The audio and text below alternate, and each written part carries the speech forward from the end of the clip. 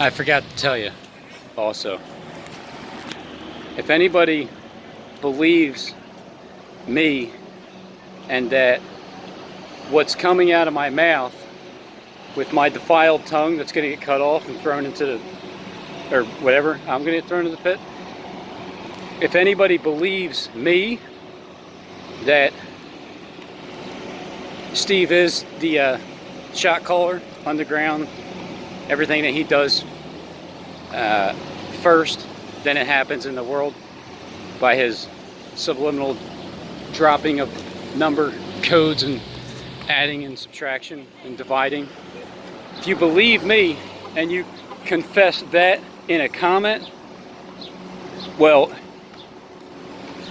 you might get your tongue cut out too by the King of Media, by King Harold in Huron Street Road, Michigan, Lintwood,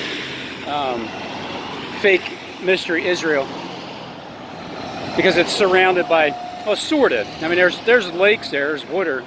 It's not like Florida where it's surrounded the entire way through, except for the top where, you know, where you're going up into the next state. But it's surrounded by water on the left side, the bottom, the right.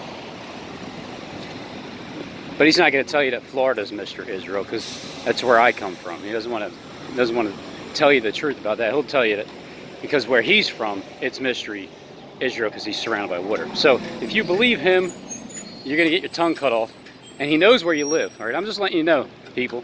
Anybody that confesses that in the comment section, that you believe that what I'm saying about him is true, and what he's saying about him isn't true, it's basically like the exact opposite. Everything he says isn't true, and you just got to read between the lines. Everything I say is true, and you don't have to read between the lines, because I'm telling you the truth.